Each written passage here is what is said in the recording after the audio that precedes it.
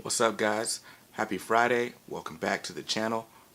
We're back on our regular schedule, but I just wanted to talk about this kind of disturbing trend I noticed while we weren't active, and that is artists not understanding their business. So the theme for today is mind your business.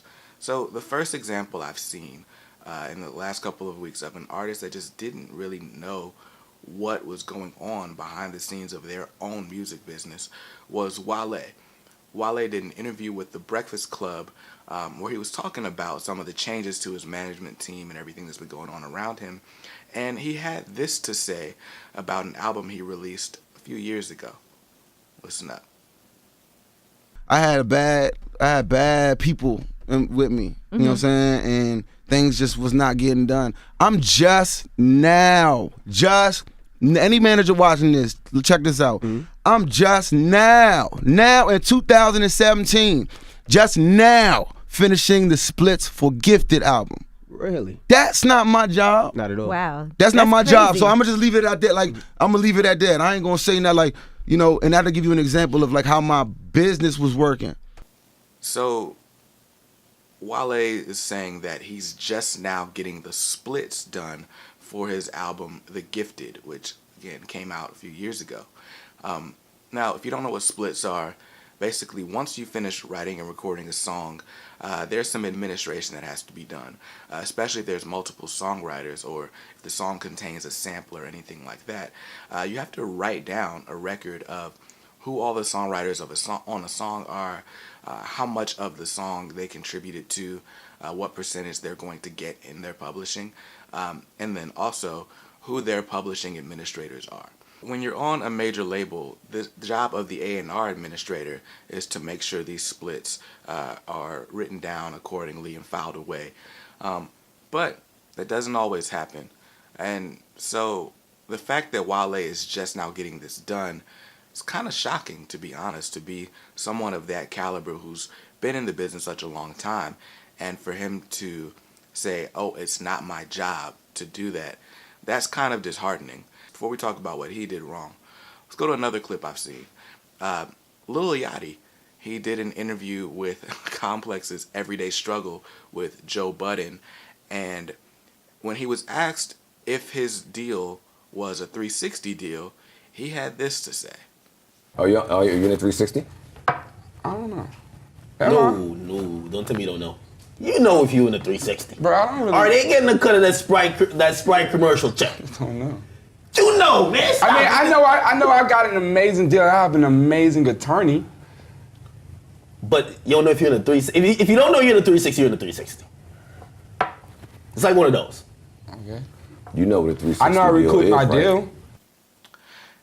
A 360 deal, for those who don't know, is basically instead of a label only taking back money from your recording music sales, meaning your CDs, your streaming, your albums, then instead of just doing that, the labels have started to draft up these contracts where all of the money that you make, whether it's touring, whether it's merchandise, whether it's an endorsement deal with another brand, the labels are arguing that they should have a percentage of those sales as well. And so now, while in a lot of cases that means you recoup or you pay back the money the label has paid you sooner, it also means that you're missing out on some money.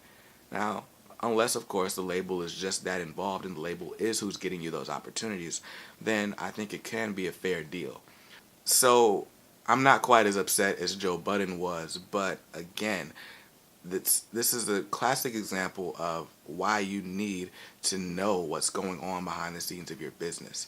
So no matter what is going on, whether you're independent, whether you're on a label, if you're a musician and you're putting out a product, you are the CEO of your own business. Whether you decide to affiliate or incorporate yourself that way is a whole other matter.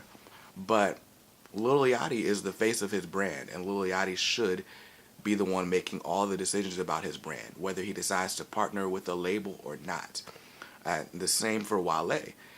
No matter what the label does wrong, Wale is the brand name, and Wale is who's responsible for his success or his lack of success. when you are an independent artist, you have to stay on top of your business. It's so easy to be enticed by the money and the fame, but nothing should come ahead of your business. You should know at all times what's going on. And yes, as you expand, your team grows, there will be people that you delegate certain responsibilities to. But at any given time, you should be able to know what's happening in your business at all times. For example, last year there was the whole scandal with Wells Fargo and them creating the fake credit card accounts. The CEO ended up getting fired for that. Now, you could argue, well, how would the CEO know any of this stuff is going on? Well, it's his organization and it's his responsibility to understand what's happening and to keep his ear, to the other, all throughout the levels of his company. So today's lesson is mind your business. By the way, if this is your first time hearing about splits, song splits, I've actually created a free split sheet template that you can use. So after you finish with the song, if you're collaborating with someone or if you just need it for your own records, you can write down who all the songwriters are, who your publishing company is. If you're not affiliated with the publishing company, that means you own all the publishing as well. But download that and you'll be able to see exactly how it's done. And if you file it away, you sign it and date it, that's a legal contract, a legal document, and you have proof that you own this song. So definitely take a look at that. But other than that, I'll see you next week. Peace. Mind your business, that's all. Just mind your business.